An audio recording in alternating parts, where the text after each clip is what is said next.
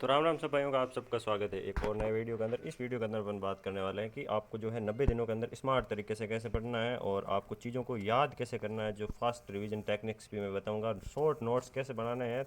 Short notes एक तो वो किसी काम के नहीं है जो बाजार में मिलते हैं, आपको खुद को कैसे तैयार करना है मैं बताऊंगा, जिसमें आपका 100% सिलेबस कवर आएगा। जो सारी चीज़ें हैं वो आप एग्ज़ाम तक लेके जाने में सक्षम रहोगे, क्योंकि मेन फोकस अपना ये है कि अपन एग्ज़ाम तक कैसे लेके जाएं चीज़ों को। नोट्स पढ़े हैं, किताबें पढ़ी है, बुक्स भी पढ़ी हैं, शॉर्ट नोट बाजार में मिल जाते हैं, लेकिन उनका कोई भी मतलब नहीं होता है। तो चलिए शुरू करते हैं। सबसे पहले उनकी बात करते हैं जिन्होंने अपना सिलेबस जो है ख़त्म करने को है, या जिनका 70 से 100% जो सिलेबस वो है कंप्लीट कर लिया, ये रिवीजन कर रहे हैं, या जिनका जो है 1-2 दिन में 5-10 दिन में ख़त्म होने वाला है।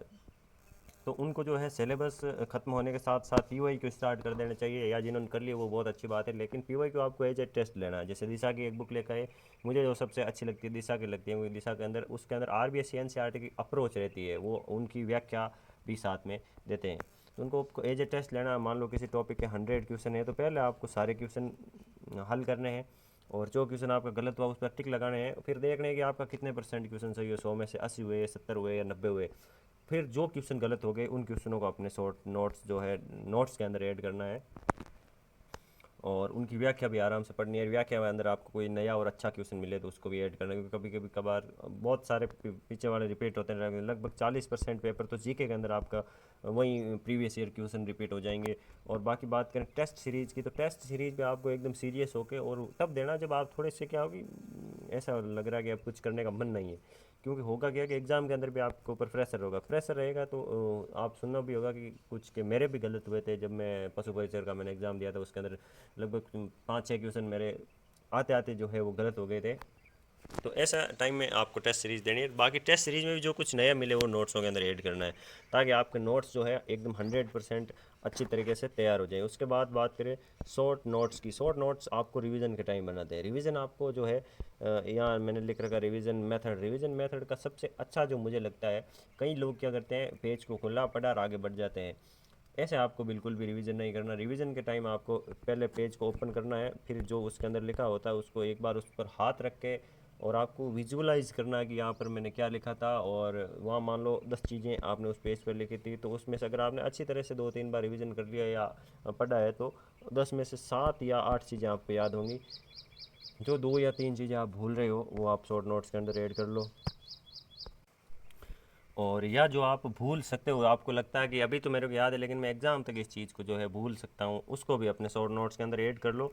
ऐसी चीज़ें बिल्कुल नहीं लिखनी है जो कितनी इंपॉर्टेंट हो लेकिन आपको 100% याद है। जो चीज़ आपको 100% याद है उसको आप वापस लिखने से सिर्फ अपना समय बर्बाद करोगे, उससे ज़्यादा कुछ भी नहीं। जैसे महाराणा प्रताप का जन्म 9 मई 1540 को हुआ था, तो आपको याद है रामदेव जी के पिता अजमाल जी थे, रामदेव जी माता मैणा दे थी, उनका मेला भाद्रपद शुक्ल 11 को लगता है, और बाबेरी बीज जो है रामदेव जी से संबंधित है। तो ऐसी सारी चीज़ें, जैसे रामदेव जी का आप शॉर्ट नोट्स बना दे, तो रामदेव जी मान लो आपके 3 पेज के अंदर पूरे लिखे हुए हैं नोट्स के अंदर, तो उनमें से देखो कि ये चीज़ तो याद है, ये अपने को सारी याद हो जाएंगी। और उनमें से मुश्किल से आपको मिलेगा 4-5 या 10 ऐसे फैक्ट जो आपको याद नहीं हो रहे, जो बार बार पढ़ भी रहे हैं, भूल रहे हैं। उन चीज़ों को अपने शॉर्ट नोट्स, अपने खुद के शॉर्ट नोट्स होने का यही फ़ायदा। बाजार में जो मिलेगा ना, वो मिलेगा कि ये चीज़ इंपॉर्टेंट है, इंपॉर्टेंट है, लेकिन आपको याद है तो उसका आपके लिए कोई मतलब महत्व ही नहीं है। लेकिन जो चीज़ें इंपॉर्टेंट नहीं है वो भी अगर आपके अंदर शॉर्ट नोट्स के अंदर जो आपको याद नहीं है, तो मान लो वहाँ से भी क्वेश्चन आता है, तो आप जो है आराम से कर पाओगे। शॉर्ट नोट्स कहीं है कि आप आराम से वापस 2-3 दिन में उन चीज़ों को बार बार देख सकते हो। बाकी टेस्ट, रोज़ का एक टेस्ट तो आपको लगाना ही लगाना है। आपका जो सिलेबस आराम से कवर हो चुका है, तो आपको एनसीईआरटी और आरबीएससी बुक्स रोज़ 2 घंटा देखनी, वहाँ से बहुत सारे क्वेश्चन जो अभी ट्रेंड चल रहा है, जैसे बीएसटीसी का पेपर था, पीटीटी का था, जेल प्रेरी का था, ये पशु परिचर का था, इन सब में जो है 70 से 80% क्वेश्चन आपके आरबीसी एनसीईआरटी सारे, जिसमें राजस्थान जीके की 2 बुक्स मैं आपको बोलता हूँ आपके पास होनी चाहिए। 30-30, 40-40 रुपये, एक तो कक्षा 9 की, एक कक्षा 10 की, जिनकी पीडीएफ मैंने जो है टेलीग्राम पर अपलोड कर रखी है, वहाँ से आप देख सकते हो। वैसे मैंने साइंस और हिंदी इन सब के आरबीएससी की जो है 6 to 10th बुक्स की सारी पीडीएफ अपलोड कर रखी है, वहाँ से आप देख सकते हो। लेकिन ये बुक आप जो है ख़रीद कर लेके आना, इसको पढ़ लेना। आपको मेरी ये गारंटी है, ये वादा है कि इस बुक को आप ख़रीद कर आप ये नहीं सोचोगे कि मैंने कोई मतलब ऐसी वैसी बुक खरीद लिया, इसके अंदर से क्वेश्चन नहीं है, इसके अंदर से 100% क्वेश्चन आएंगे, ऐसे क्वेश्चन आएंगे जो पहली बार बने वो भी कई बार इस क्वेश्चन से इस बुक से बन जाते हैं। दूसरी बात अगर करें जिसका आधा सिलेबस अभी हुआ है उनको जो है थोड़ी स्पीड से अपना सिलेबस खींचना है, ठीक है। और रिवीजन अब ये नहीं कि मैं बाद में करूँगा, रिवीजन आपको साथ साथ ही करना है। और साथ ही जो है जैसे मान लो 2-3 बार रिवीजन हो गया तो उसके बाद उसका पीवाईक्यू निकाल लो। पीवाईक्यू हमेशा 2-3 बार रिवीजन होने के बाद ही निकालना है, क्योंकि अगर आप तुरंत निकालोगे तो आपको थोड़ी वो अप्रोच नहीं मिल पाएगी और आपके ज़्यादा क्वेश्चन गलत होंगे।